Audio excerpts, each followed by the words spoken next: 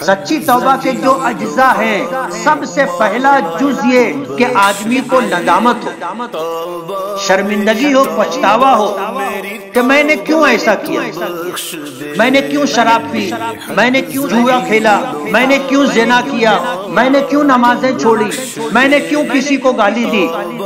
اس پر آدمی سوچے اور اس کو شرمندگی اور ندامت ہو، اس کو پچھتاوا ہو کہ میں نے کیوں ایسا کیا۔ توبہ کا پہلا جز۔ دوسرا جز اس گناہ کو چھوڑ دے۔